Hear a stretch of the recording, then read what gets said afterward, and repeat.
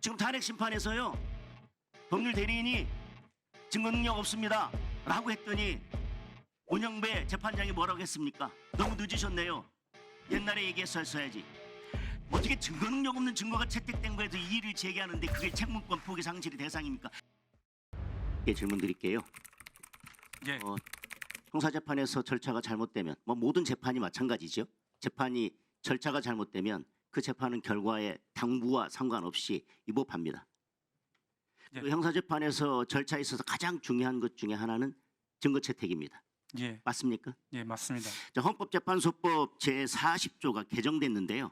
그 개정 전후를 한번 보겠습니다. 개정 현행 조문은요. 탄핵 그러니까 민사소송 절차를 준용하도록 돼 있고 탄핵 심판의 경우에는 형사소송에 관한 법령을 준용하고 이렇게 돼 있는데요. 개정 전에는 뭐라고 돼 있었냐면 탄핵 심판의 경우에는 형사소송에 관한 법령을 권한쟁의 심판 및 헌법소원 심판의 경우에는 행정소송법을 함께 준용한다고 돼 있었어요. 즉 개정 전에는 탄핵 심판의 경우에도 민사소송 절차를 기본으로 하되 형사소송 절차를 함께 준용한다고 돼 있는데요. 이 조항에 문제가 있어서 이렇게 현행 조문대로 바꿨습니다. 다시 말하면 함께 준용하는 것이 아니라 탄핵 심판의 경우에는 형사소송 절차에 관한 것을 기본적으로 원칙적으로 준용하라고 되어 있습니다. 자, 형사소송 절차의 대원칙 이념이라고 하면 적법 절차에 따라서 적법 절차를 통해서 피고인의 방어권과 인권을 보장하는 것이 형사소송 절차의 대원칙인 거 맞습니까? 예. 그 적법 절차라고 하는 것 말씀드렸지만 아까도 말씀드렸지만 증거조사 그리고 반대 신문권 등 방어권 보장 그 두 가지가 본질적이라고 얘기할 수 있지 않겠습니까? 형사소송 절차에서. 예. 그러면 이것은 헌법재판, 탄핵 심판에서 이것이 성질에 반하는 게 아니라 증거조사, 방어권 이 두 가지 형사소송의 대원칙은 형사소송 절차의 핵심입니다. 따라서 이것을 제외한다면 형사소송 절차에서 준용할 것이 전혀 없는 것이 되는 거예요. 자, 민사소송, 형사소송의 가장 큰 차이점은 지금 말씀드린 것처럼 엄격한 증거 채택 그리고 엄격한 방어권 보장일 것입니다. 그런데 하나만 말씀드릴게요. 민사소송법 제151조를 보면 당사자는 소송 절차에 관한 규정에 어긋난 것임을 알거나 알 수 있었을 경우에는 바로 이의를 제기하지 아니하면 그 권리를 잃는다. 다만 그 권리가 포기할 수 없는 것인 때는 그러하지 아니하다. 민사소송법에는 책무권 포기 상실에 관한 것이 있습니다. 절차가 잘못되면 이의를 제기해야 되는데 그것이 한참 지나서 이의 제기하면 받아들이지 않겠다는 거예요. 포기한 걸로 보겠다는 거예요. 그런데 차장님, 예.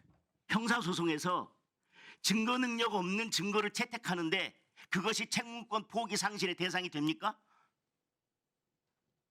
그 증거 능력이 없는 증거가 채택됐는데 나중에라도 그것이 증거 능력이 없는 증거가 잘못 채택됐습니다라고 하면 증거 능력이 없는 증거를 채택한 거에 대해서 너무 늦게 제기하셨네요. 그 이의는 받아들이지 않겠습니다라고 할 수 있느냐는 겁니다. 이게 책무권 포기 상실의 대상이 됩니까? 지금 탄핵 심판에서요. 법률 대리인이 증거 능력 없습니다 라고 했더니 문영배 재판장이 뭐라고 했습니까? 너무 늦으셨네요. 옛날에 얘기했었어야지. 어떻게 증거 능력 없는 증거가 채택된 거에도 이의를 제기하는데 그게 책무권 포기 상실의 대상입니까? 기본적으로 민사소송이 아니라 형사소송 절차를 준용하라고 되어 있는 탄핵 심판에서 형사소송법 보겠습니다.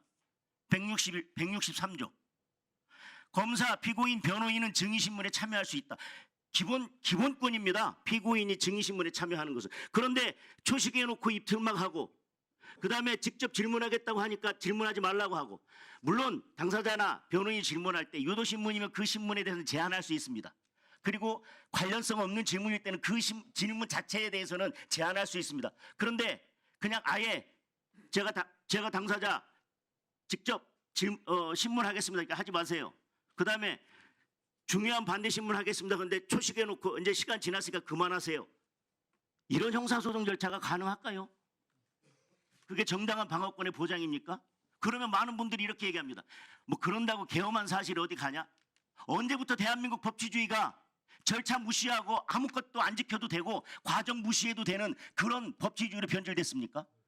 언제부터 대한민국 법치주의가 이 사람에게 적용되는 법 다르고 저 사람에게 적용되는 법이 다르고 대통령의 법이 적용될 때는 무자비해도 된다라고 언제부터 그렇게 대한민국 법치주의가 바뀌었습니까? 자, 형사소송법 제312조를 보면 검사가 작성한 피의자 신문 조서는 적법한 절차와 방식에 따라 작성된 것으로서 공판 준비 공판 기일에 그 피의자였던 피고인 또는 변호인이 그 내용을 인정할 때에 한정하여 증거할 수 있다라고 되어 있습니다. 지금 헌재에서 채택한 그런 검사 피의자 신문 조서나 이런 것들이 언제 대통령이 형사재판 준비 절차 기일 공판 준비 절차 기일에서 증거로 인정했습니까? 1분만 더 주십시오. 네. 인정한 적 없습니다. 예. 사장님 어떻게 생각하세요? 이 절차에 대해서. 제가 답변 드리는 거 적절치 않은 것 같습니다. 자, 오동훈 공수처장님, 그 다음 PPT 좀 볼게요. 분명히 1월 7일까지는요, 오늘은 답변을 이상하게 준비해가지고 해오셨는데 1월 7일까지는 뭐라 했냐면 관할에 관해서 그런 부분은 원칙과 예의 관계를 해석하는 것이 아니라 중앙지방법원에도 창설적인 관할권이 있지만 이렇게 창설적인 관할권이 있다고 공수처법 그렇게 해석해 왔어요. 그러더니 오늘은 갑자기 다른 말로 바꾸셨고 그 다음 PPT 볼게요.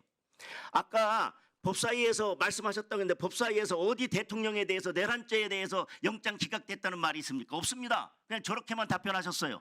왜 마치 그거에서 다 이야기한 것처럼 말씀하세요. 오히려 행정처장은요.